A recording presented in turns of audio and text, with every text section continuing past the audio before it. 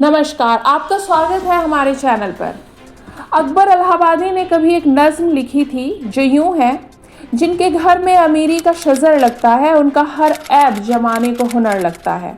हम आह भी करते हैं तो हो जाते हैं बदनाम, वो कत्ल भी करते हैं तो चर्चा नहीं होता। अकबर इलाहाबादी की लिखी इस प्रसिद्ध नज़्म में अमीरी को हम बदल देते हैं सत्ता से, और दोबारा से पढ़ते हैं इस नज़्म को। जिनके घर में सत्ता का शजर लगता है, शजर यानी पेड़, जिनके घर में सत्ता का पेड़ लगता है, उनका हर ऐब जमाने को हुनर लगता है। हम आह भी करते हैं तो हो जाते हैं बदनाम, वो कत्ल भी करते हैं तो चर्चा नहीं होता। तो ऐसा ही कुछ हुआ कल जब प्रियंका गांधी लोकसभा में आई। एक खूबसूरत ब्लैक एंड वाइट कलर की चेक की उन्होंने सिल्क साड़ी पहनी थी और उसे के साथ एक ब्लैक जैकेट उन्होंने कैरी की थी। वह काफ़ी स्मार्ट लग रही थी, लेकिन उनकी वेशभूषा में भाजपा की निगाह अगर कहीं टिकी तो वह था उनके कंधे से लटका हुआ एक बैग, जिस पर ऊपर ही बड़े बड़े अक्षरों में लिखा था पैलेस्टीन। अपनी आदत से मजबूर बीजेपी के नेताओं ने टांग अड़ाई और हंगामा बरपा दिया। उन्होंने कहा कि ये है अपीसमेंट मुसलमानों का। इस पर प्रियंका गांधी ने जवाब दिया कि ये टिपिकल पैट्रियार्की है, यानी पितृसत्तात्मक सोच है। उन्होंने कहा कि मुझे बताया जा रहा है मैं क्या पहनूं क्या नहीं। उन्होंने पूछा कि ये कौन तय करेगा कि मुझे क्या पहनना चाहिए।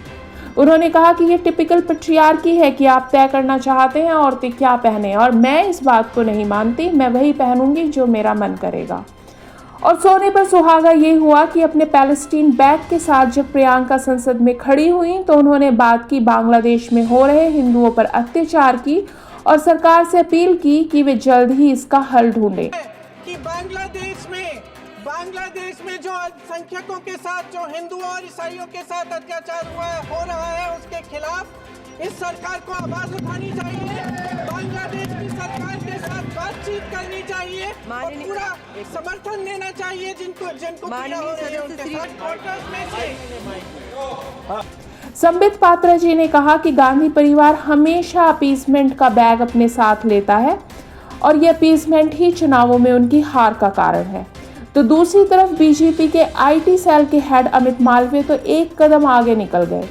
एक्स पर एक लंबी चौड़ी उन्होंने पोस्ट की है और लिखा है कि इस संसद सत्र के खत्म होने पर कांग्रेस पार्टी में उन सब लोगों के लिए जिन्हें यह विश्वास था कि प्रियंका गांधी ही वह सॉल्यूशन है जिसकी कांग्रेस को तलाश थी और उन्हें काफ़ी पहले राजनीति में आ जाना चाहिए था, ऐसे सब लोगों के लिए 2 मिनट का मौन रखा जाना चाहिए। वो तो राहुल गांधी से भी बड़ा डिजास्टर निकली। उन्हें लगता है संसद में पैलेस्टीन के समर्थन में बैग लेकर आना पैट्रियार्की या पितृसत्तात्मक सोच से लड़ना है। साथ ही मालवीय जी ने कहा कि बड़े भोंडे तरीके से प्रियंका मुस्लिम्स को दिखा रही हैं कि वह कितनी अच्छी हैं और अपनी सिग्नलिंग को वो पेश कर रही हैं पितृसत्ता के खिलाफ अपने स्टैंड के रूप में। साथ ही मालवीय जी ने देश को चेताया है कि आप गलती मत कीजिए, कांग्रेस ही नई मुस्लिम लीग है। तो ये थी वह आह जो प्रियंका के मुंह से निकल गई और वो हो गई है बदनाम। अब बात करेंगे उस कत्ल की जिसका चर्चा भी नहीं हुआ।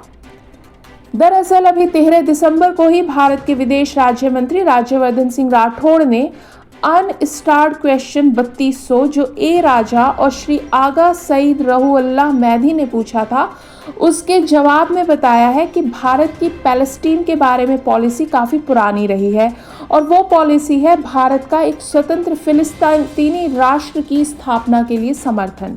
साथ ही विदेश राज्य मंत्री ने संसद को यह भी बताया कि फिलिस्तीन और इजराइल के बीच चल रहे इस संघर्ष के बाद से 70 मिलियन टन मानवीय सहायता भारत ने फिलिस्तीन को दी है, जिसमें 2 पालियों में 16.5 मिलियन टन दवाइयाँ और दूसरी मेडिकल सप्लाई भेजी गई हैं। साथ ही भारत ने 2 बार $5 मिलियन की मदद फिलिस्तीनी शरणार्थियों के लिए काम करने वाले यूनाइटेड नेशन के रिलीफ और वर्क एजेंसी को दी है। अक्टूबर और नवंबर 2024 में ही 65 टन दवाइयाँ फिलिस्तीन भेजी जा चुकी हैं। यह जवाब MEA की वेबसाइट पर उपलब्ध है। तो सवाल यह है पात्रा जी और मालवीय जी से कि भारत अपने पैसे और एफर्ट दोनों खर्च कर रहा है फिलिस्तीन की मदद में। भारत की सरकार लगातार यूनाइटेड नेशन में समर्थन कर रही है फिलिस्तीन राष्ट्र की स्थापना का और इन कोशिशों में लगी हुई है कि वहां शांति स्थापित हो सके और एक सॉल्यूशन इस कॉन्फ्लिक्ट का निकल सके। लेकिन भारत में कोई सांसद अगर पैलेस्टीन का बैग लेकर संसद में आती है तो क्या यह इतना आपत्तिजनक है कि उस पर मुस्लिम चापलूसी का ठप्पा लगाया जाए? साथ में एक फन फैक्ट और भी है जिससे यकीनन भाजपा को और भी मसाला मिलने वाला है। वो है सरहद पार यानी कि पाकिस्तान से आया एक एक्स पोस्ट। ये पोस्ट आया है फवाद हुसैन के एक्स हैंडल से। फवाद हुसैन इमरान खान सरकार में मंत्री रह चुके हैं। इन्होंने की है प्रियंका गांधी की जमकर तारीफ। इन्होंने पोस्ट किया है कि आप जवाहरलाल नेहरू जैसी बड़े स्वतंत्रता सेनानी की पोती से और क्या उम्मीद रखेंगे। प्रियंका गांधी सब बोलों में सबसे बड़ी दिखाई दी हैं। बेहद शर्म की बात है कि पाकिस्तानी संसद के सदस्य तो आज तक इतनी हिम्मत नहीं जुटा सके हैं। आजकल के राजनीतिक माहौल को देखते हुए अब इस ट्वीट के बाद इस प्रियंका गांधी के क्लॉथ स्टेटमेंट में भी अगर एक पाकिस्तानी एंगल निकल आए तो कोई आश्चर्य नहीं होना चाहिए। अभी तक के लिए बस इतना ही। इस खबर से जुड़ी नई अपडेट के लिए जुड़े रहिए हमारे साथ।